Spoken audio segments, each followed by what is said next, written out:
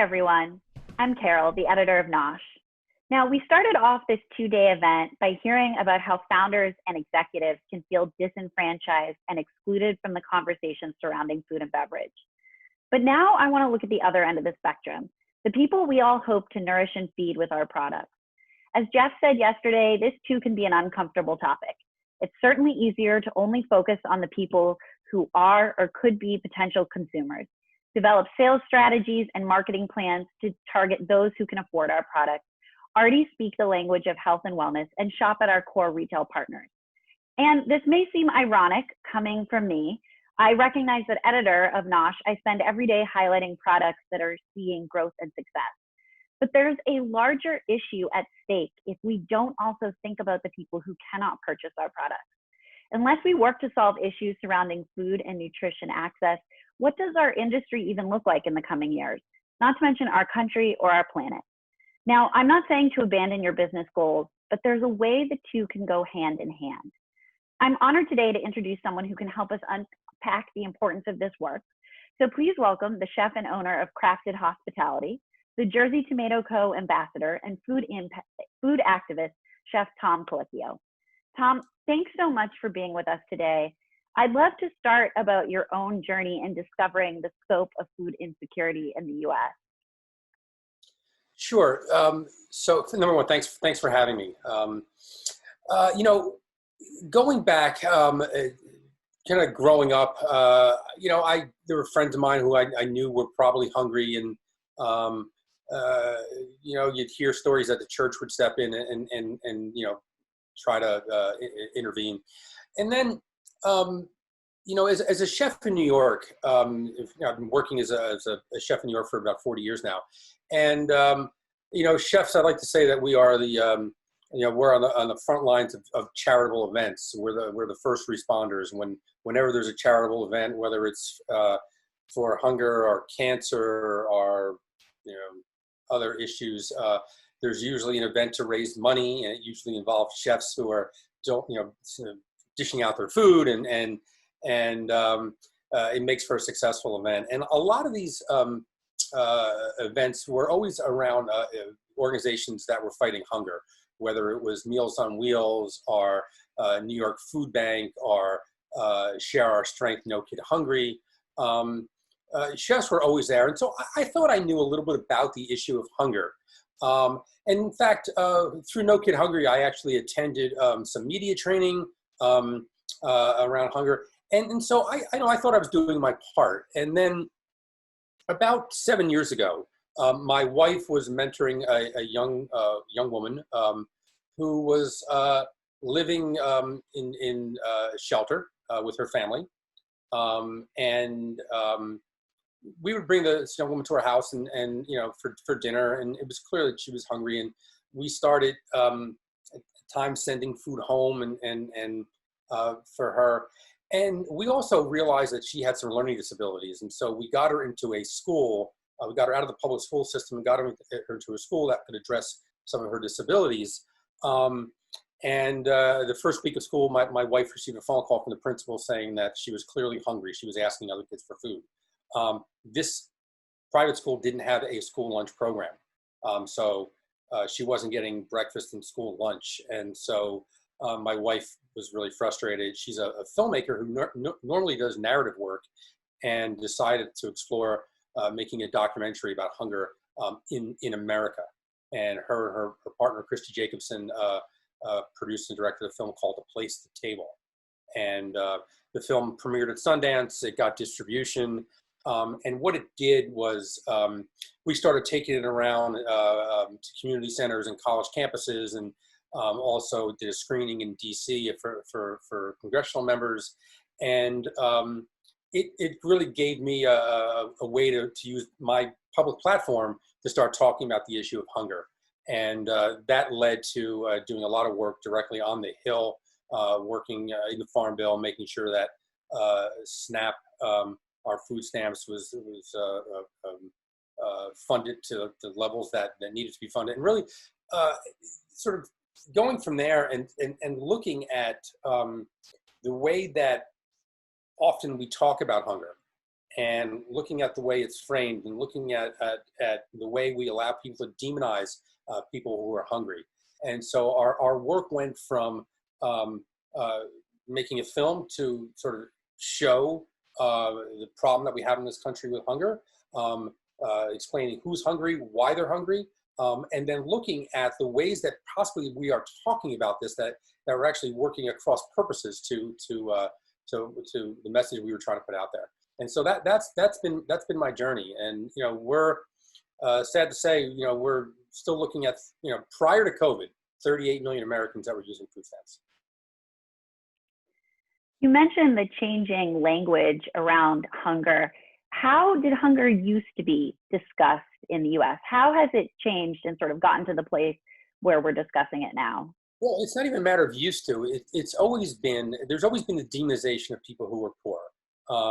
The old pull yourself up by the bootstraps, and well, maybe you shouldn't have kids, and maybe you're just lazy and bringing it upon yourself. Well, the majority of people who are on food stamps actually have a member of the family that is working, often full time. The people who are going hungry in this country are the elderly, seniors, people with disabilities, including veterans who are fighting a war who come back with PTSD, who are struggling to actually hold jobs down, children. In fact, an able-bodied adult without children, without dependents, are only allowed to receive food stamps 3 months out of any 3 years. And so the idea that this is a system that is being abused is just not true.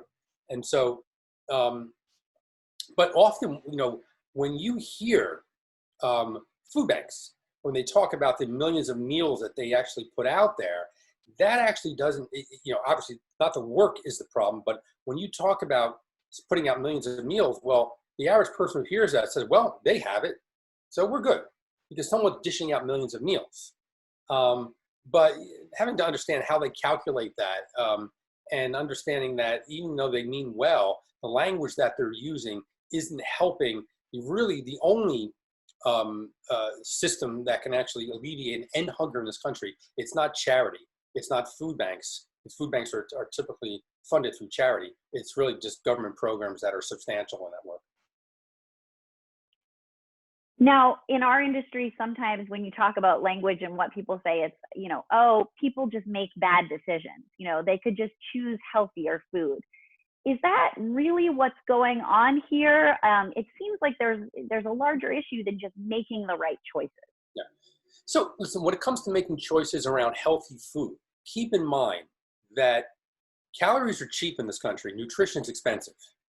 If you're going to a farmer's market, or even not, if you're buying fresh fruits and vegetables and high quality meat, that's expensive. Highly processed food that has calorie dense but doesn't have a lot of nutrition, that's cheap. And so if you're struggling to feed your family, you're going to buy cheaper food.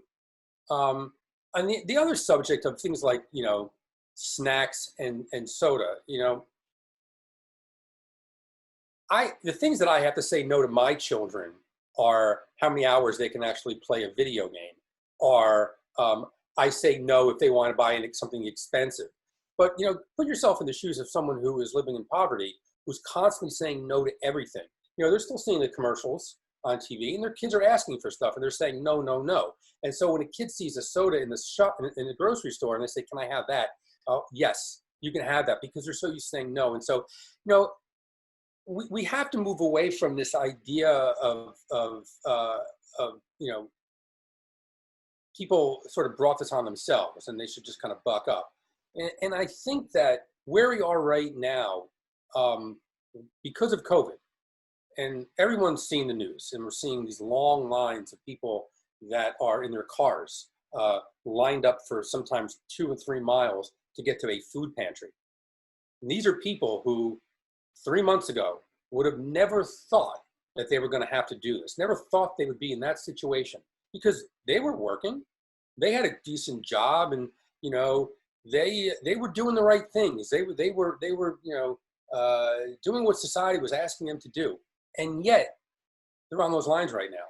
And so the idea that through no fault of their own, and that's important, through no fault of their own, they're finding themselves in that situation.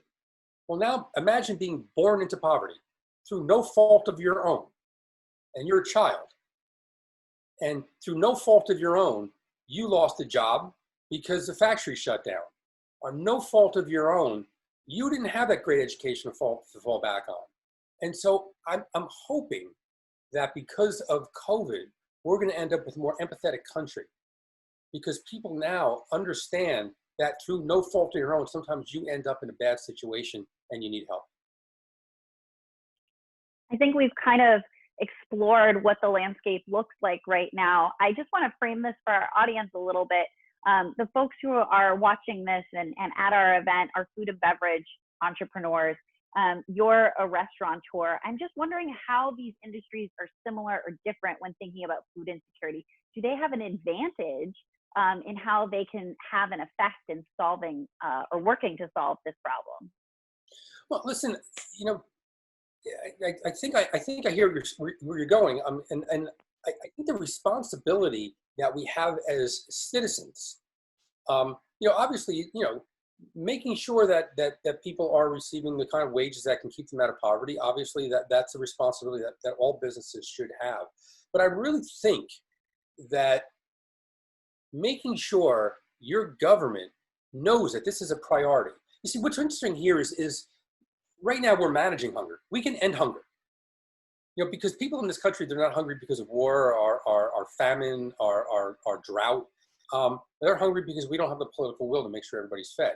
And so the one thing that you can do is use your voice and make sure that our elected officials know that this is a priority, to make sure that everyone's fed. And think about the reason why. Because, you know, I can sort of say, well, I have a liberal knee-jerk response, guilty as charged, to making sure that people are taken care of. But there's a whole other way to look at this too. Because I know when children are fed, when they show up in school, they actually have better learning outcomes, okay? I know that when kids are well fed at a young age, they have better health outcomes.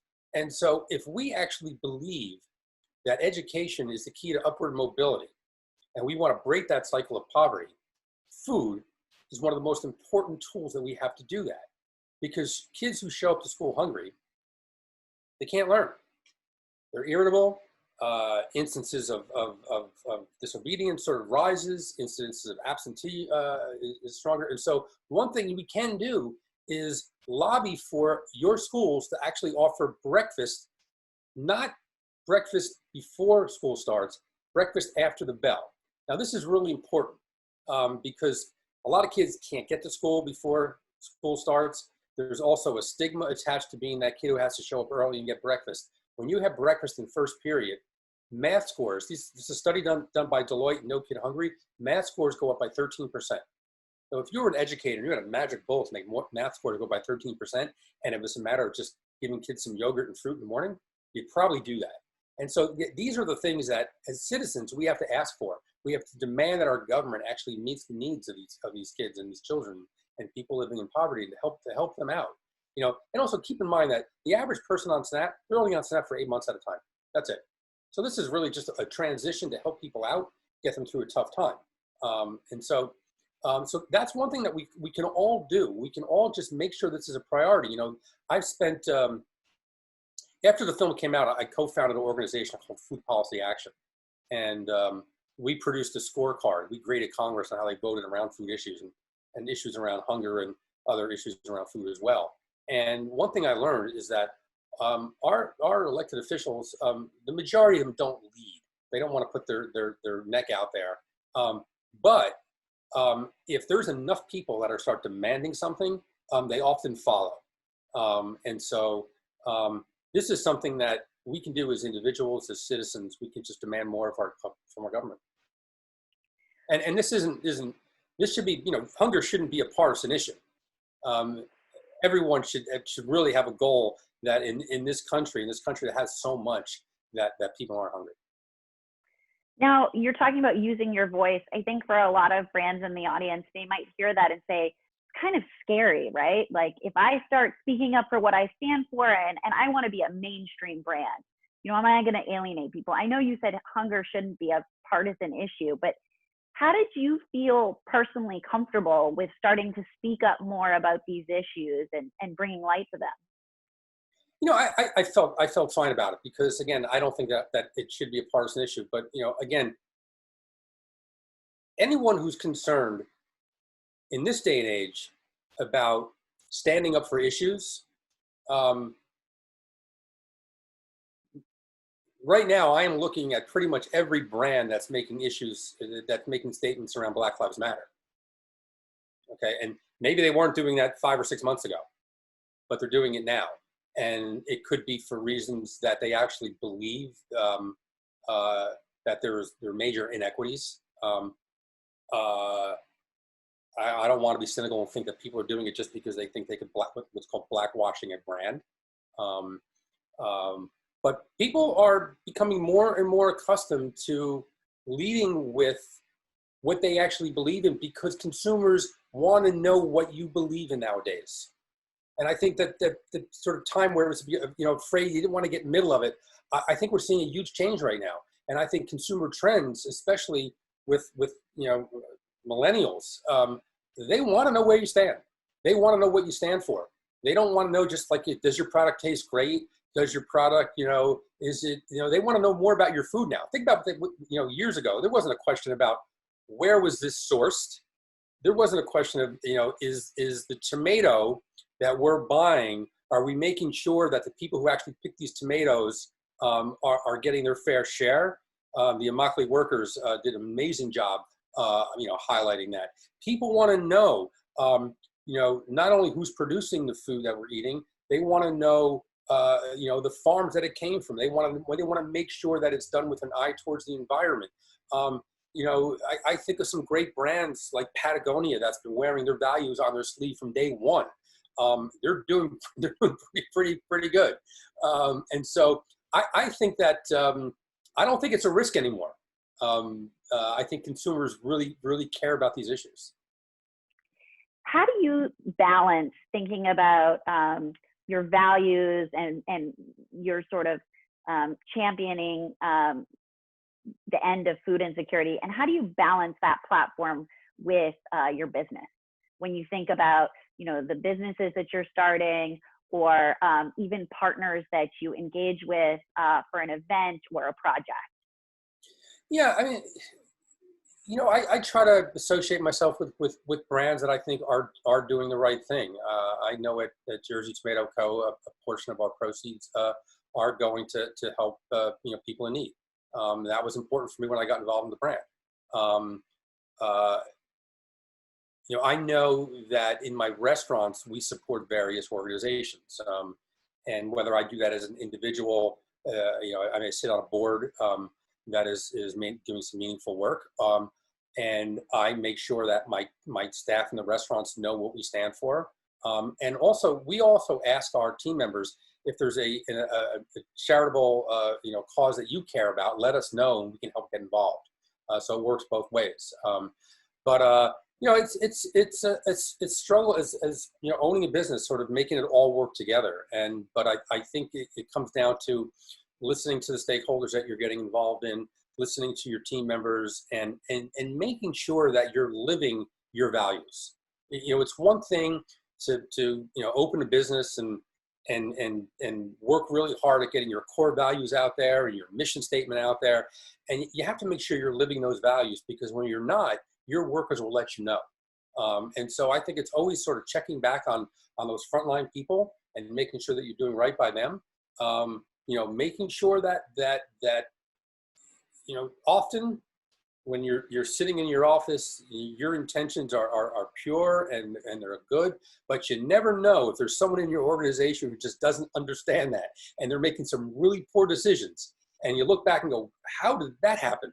And so really just keeping in touch with everyone in looking at every single employee that you have as a stakeholder in your business, and making sure that you're touching base with them to make sure, again, you're living your values. And when you don't, they'll let you know. And especially if you have the relationship with your employees where they know it's safe for them to criticize the work that you're doing. And that's important, because without that, you're not going to get the feedback that you need. And if it happens, it may happen, as a letter that, several hundred employees sign on to, and sort of, you feel like, how did this happen? And so really just kind of keeping in touch with people. And listen, I mean, I've had several, employees, complain about certain things, and you sit and listen and you do the best you can. And, but, for me, my sounding board is every manager in my restaurant, trying to sort of touch base with them and seeing how they feel, and getting out there and spending time with the kitchen staff, with the front of house staff. And way back when I started Gramercy Tavern, it was back then I was working late nights. And at the end of the night, we had a private dining room, and that was where the staff would do their side work at the end of the night. And I would sit, late night having a glass of wine or something, and sit in that room and listen. And because I was with them, every night, they weren't holding back. And I would actually listen to them. And the following day, I would go in and we'd have a meeting, and I would say, well, we should try X, Y, and Z, and maybe we're not doing this. And they would look at me, kind of, the management team would look at me and go, where are you hearing this? I'm like, late night, I'm just listening to my staff. and you get a lot of gold from really listening, but actively listening, and not also being so quick to provide every solution to a problem, but really listening and hearing it out. So, yeah. We had a question come in. You mentioned listening to your staff. I think that resonated with a lot of people, and listening to what's important to them. But understanding that there are still issues with food banks, and that might not be the solution. The question is, what should we be doing as a small business? Where should we be allocating our funds in order to encourage policy change? What are some tangible small steps they can take, in addition to talking to their employees, helping support those, their values as well? Yeah, sure. So, I mean, food banking is good. But, again, I think think about doing a lobby day, where, you let your employees know that this is what we're doing. This is how we're going to spend our time. We're going to go and make some phone calls. We're going to, get a better understanding of policies that are either out there that can help alleviate hunger, and look at them. And it's businesses, you could do a lot. I mean, there's plenty of organizations that go out there and do can drives and things like that, and that makes you feel good. It doesn't really move the needle. Okay, I mean, you really think about 38 million Americans that are on food stamps that are struggling.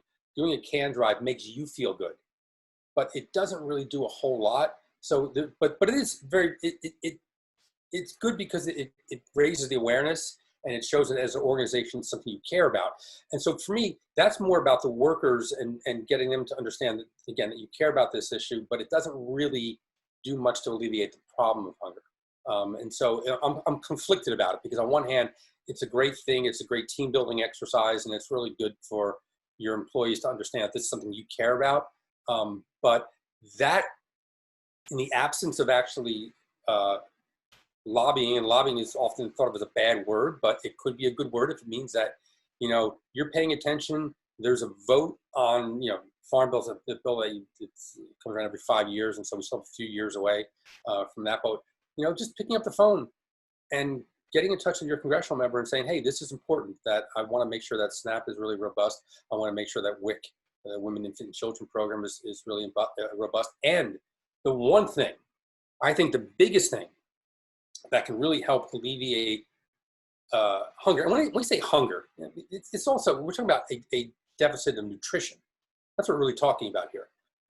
It's not hunger the way that we saw hunger in this country, meaning like the Saudi Strother commercials with kids in sub-Saharan Africa with flies buzzing around. That's not what we're talking about. We're talking about a deficit in nutrition that's going to keep people from really living up to their potential.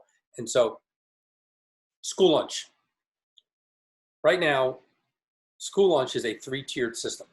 It's either free, reduced, or full, but all of that is subsidized. Even full lunch is subsidized. There are some of us that believe that school lunch should be free across the board. Treat it like you would books or desks or anything like that. So when the school lunch bill is being debated, um,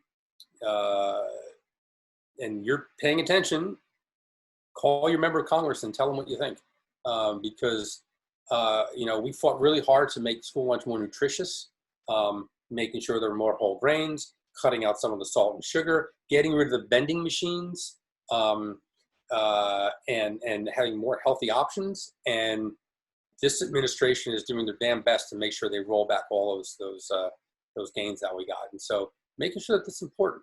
But also, I actually think that going back to teaching nutrition in our schools, especially young kids, there was a scene in my wife's film where we're in Mississippi, and there's a teacher, educator who decides she got diagnosed with diabetes, and she decides that she didn't want to go on medication. She wanted to change her diet, and she decided to take that into the classroom.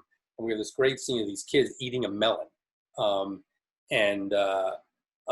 this idea that if you teach nutrition to kids in school, they'll go home and bring it to their parents. And so going back to teaching some nutrition in schools and letting kids sort of understand why it's important to eat better. Not so much that, someone's telling me I need to eat vegetables, but why it's important. So I think that's really important. But school breakfast and lunch can go a long way to making sure that people are well fed in this country. It's interesting you mentioned lobbying and also nutrition. Looking back at some of your own lobbying efforts, you've spoken out against or spoken for GMO labeling and spoken out about antibiotic use in certain animals. And it's funny because advocates of both of those things say this is going to be helpful. It's going to increase nutrition. It will increase the amount of food in our industry. How do those two elements tie into food insecurity for you? Well, I don't know if they actually GMO. I don't think, and in fact, there's. I'm not someone who thinks that we should get rid of GMOs. I just believe we should label them so people can make choices, and I think that would help alleviate some of the misinformation around GMOs.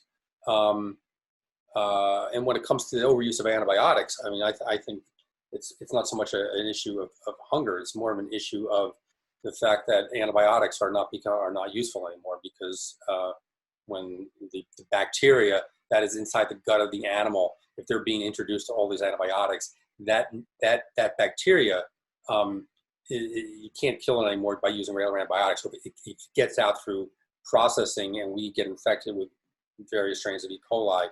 A regular routine of antibiotics won't kill it anymore. In fact, years ago, I had surgery on my neck and ended up with a pretty bad infection. I had to go back in the hospital 2 weeks later. Another round of infections. Came home with a PICC line in my chest that was pumping my body full of antibiotics. It was a scare. This wasn't foodborne, but it very easily, we see these every year. Children and seniors die of foodborne illnesses, and these are problems that routine antibiotics don't kill anymore. So that's why it's always sort of lobbying around the use of antibiotics. And again, not to say that if animals are sick, they shouldn't be given antibiotics, but they should be pulled out of a certain program. Therefore, as a consumer, you can choose to buy animals that haven't been fed antibiotics. Now, keep in mind also, for the most part, antibiotics are given to animals to actually provoke growth. And so you can take I don't want to take too long to explain this, but for meat production, you want to get the animal slaughtered when it's 13 months old, but you also want large muscles when you do that. And it used to be in this country, we used to raise animals that were a lot older, but now we want to bring it to market quickly. And so one way to do that is by feeding them antibiotics. Their muscles grow faster but leaner, and so we just have to stop that practice. Anyway, I don't necessarily equate that with hunger, but it's just other food issues that I care about. It's just interesting to hear how you reconcile different values and things you advocate for, because I think for a lot of the brands in the audience, they have sort of these nuanced platforms as well. I read an interview with you. So one thing that's really interesting, and I have a jar of Jersey tomato here. On the back of it, we didn't opt to put the GMO-free butterfly on this. because what we put on here is that there are no GMO tomatoes. And it kind of bugs me sometimes when you have a food that there is no equivalent of GMO. There's only about 8 crops that are GMO. And it bugs me when you have the non-equivalent and you actually say it's non-GMO. Well, there are no GMO tomatoes. There was. Actually, the first GMO vegetable was a tomato. It was called the Flavor Saver. It was so god-awful, it was taken off the market. And so I think it's much more accurate just to say there are no GMO tomatoes as opposed to this is GMO free. Anyway, that's just my 2 cents. No, I completely understand where you're coming from. I think for a lot of the brands in the audience, they struggle with how to frame these things on packaging and know that consumers want to know about certain things, but also don't know how to frame them accurately. Yeah, it's these are difficult things that we have to do as people are producing food. Consumers want to know, and I think this was part of my process of doing that was just saying it's GMO free is not enough, and I think giving people a little more context that all tomatoes are GMO free, and so if that's something you care about, feel free to eat tomatoes, and you don't have to look at a label because they're all GMO free. So anyway. Yeah, but it's a struggle. I mean, we're trying to be very accurate when we're marketing to consumers, and clearly consumers, they're caring about these issues, and they care about it for a lot of different reasons. And I think they're all valid reasons. If it's your reason for what you want to feed your family and how you want to feed your family, I think everything's valid. But I think giving people good, concise, clear information is really important. Now we're coming to the near end of our interview. So I kind of want to circle back to how we can all come together as an industry to fight food insecurity. I read an interview that you did that really provoked a different way of thinking for me, where you said, the food movement's kind of a weird term to use because we're all kind of fighting in different directions, and we need one goal to fight in one direction. How can we come together as a food movement to really make a difference with this? What do you hope the people watching this, the brands that are in grocery stores every day, go out and do? Well, listen, we have to, people say our food system's broken. No, actually it's not. It's working exactly the way it was designed to work. If you have money, you can access the food system. If you don't, you're going to have a hard time. It's pretty simple. But in terms of working together, listen, we're all producing food and we charge for it. And so I have expensive restaurants. I know, guilty as charged. And I think it's just realizing that the people who pick our food, who produce our food, it's not sort of boiling them down to a line item on a P&L. And these are people. These are people with lives. These are people trying to feed their families. These are people that are trying to get a leg up too. And I think that I mentioned this earlier that pre-COVID there are 38 million Americans who are on food stamps. Right now we're seeing in some states as much as a 75% increase in applications. So that tells me there's probably another 28 million Americans that are possibly signing up for benefits. And so what do we aspire to after COVID? To go back to 38 million Americans that are food insecure? No, we could do better. And so I think it's really just striving to sort of, again, putting a face on the people who are struggling. It can't be, 38 million Americans, like whatever.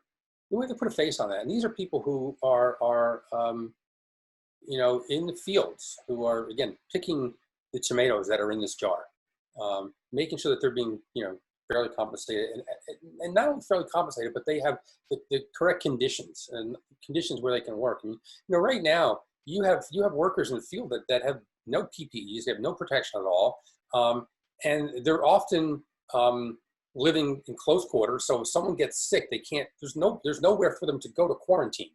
So they go back home, and we're seeing meat processing plants where 3,600 workers, 1,000 of them have COVID, and we're seeing farms that are being devastated. And so I think it's really putting a face on some of these issues. It's not just a news item that we hear about. And again, it's not just a line item on a P&L. These are people. And I think once we we get to that understanding. And again, I'm hoping that because of COVID, and we're seeing how tough it is out there, maybe we'll have a more empathetic country, on the other side of this. And how we all get together, that's for each of us as individuals, as running your companies. But I think just kind of thinking about how, maybe our bottom lines could take a little bit of a hit if more people are included and we sort of are looking at their value and what they actually contribute to our businesses. So, but it's tough. This isn't easy work. It's work that I think we're all going to have to do, and not only for hungry people, but obviously making sure that more women are included in our industry, making sure that more people of color are included in our industry, that we care about immigrants, because these are typically the people that are working in our companies as well, and making sure that everyone has a better shot at again, living the American dream. Well, on that, thank you so much for giving us an overview about the issues that are surrounding food insecurity and starting to give us a path forward, because you're right, this is important work and we do need to come forward so that everyone can live the American dream. So thank you again for joining us here today, Tom.